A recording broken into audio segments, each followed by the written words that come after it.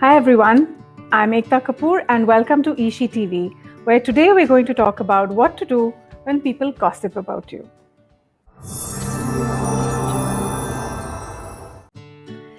Now, what is gossip? Gossip is essentially when you're talking about somebody who's not in the room, okay? And gossip is not necessarily negative. It can also be neutral or positive information that you're sharing about someone. You could be sharing that your son has got a new job or your daughter's got admission to a new college.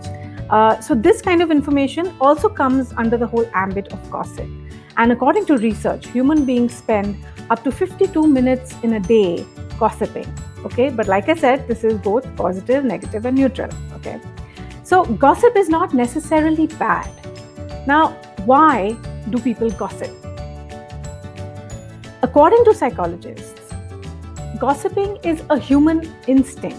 You see, humans used to live in tribes in forests earlier, and without passing information about the individuals in the group, it was not possible for them to survive.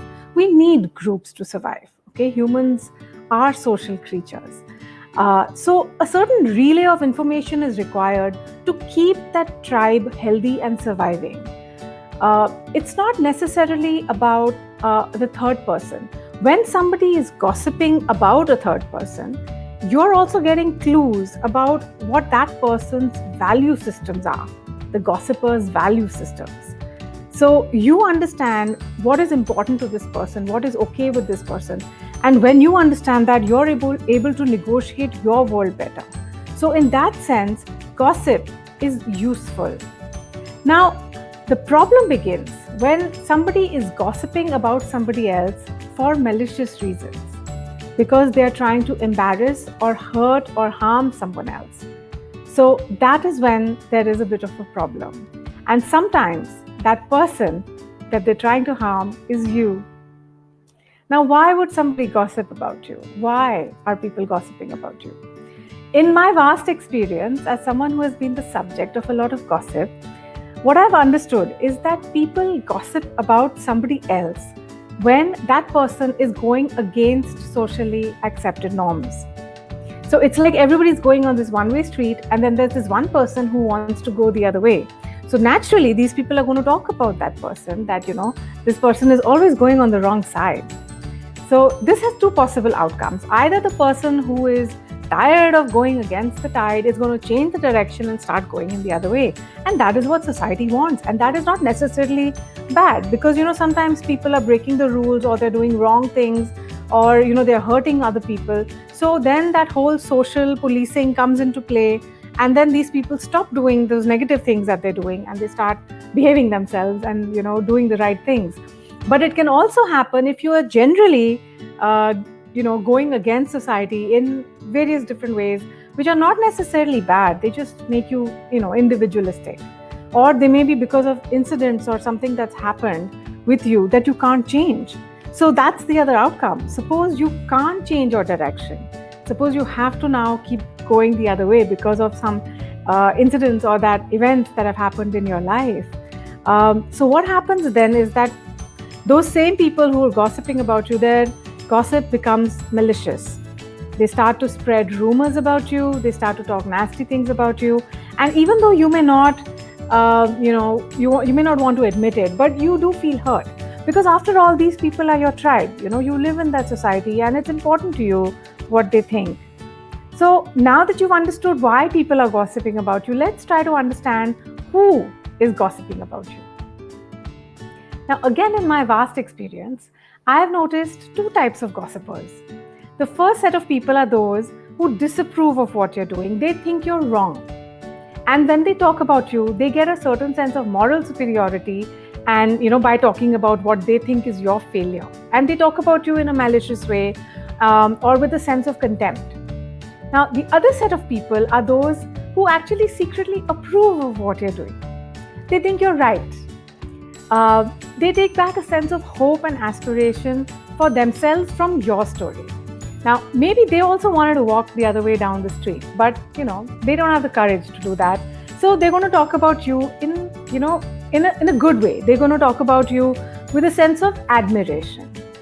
Now, another thing that I've noticed is that the first set of gossipers is actually secretly the second set of gossipers most of the time, but they haven't come out of the closet.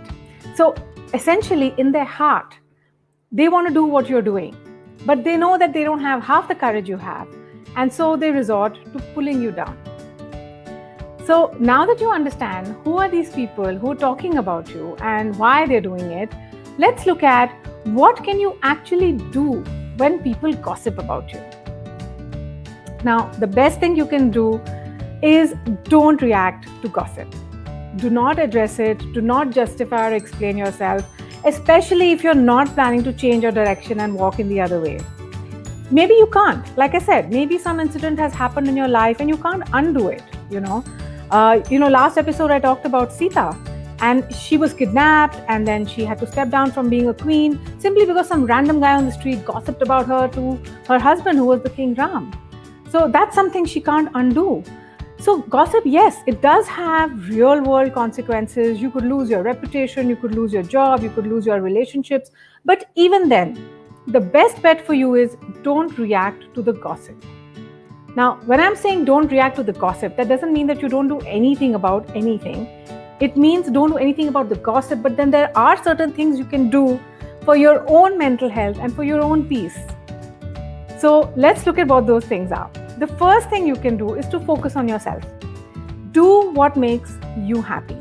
You should always be happy. You should always be gainfully occupied. Do the things that make you feel alive and make you love life. The second thing you can do is stop scrolling through social media. You see, the whole system is designed to evoke desire and envy for what other people have. And that's not where you want to go right now. So just stay away from all that. The third thing you can do is to focus on your own growth. Work on your growth. Learn something new every day. Meet new people. Try new things. Do some courses and workshops. Improve your personality. Invest on your own self-development. There's no better way to get back at haters than by being a complete success, right? And the fourth thing you can do is to develop compassion, because now that you understand that the people who are gossiping about you are actually feeling inadequate and insecure about themselves. So they're just taking it out on you. So have some compassion for them. Understand that they're going to go through their own karmic cycle and perhaps at some point they're going to come out on the other side. So just let it go. Eventually, people will stop gossiping about you, but there's no guarantee of that. And whether or not that happens, the point is, when you're a winner and when you're living your life to your fullest, you anyway don't care about all that gossip, okay? So let me list down all those points again for you so that you remember it. Focus on yourself and what makes you happy. Stop scrolling obsessively through social media. Work on your own growth and self-development, and develop compassion for your gossipers. That's it from me for today, and I'm going to see you next week on Ishi TV with another very interesting topic. So stay tuned, bye, and have a great weekend.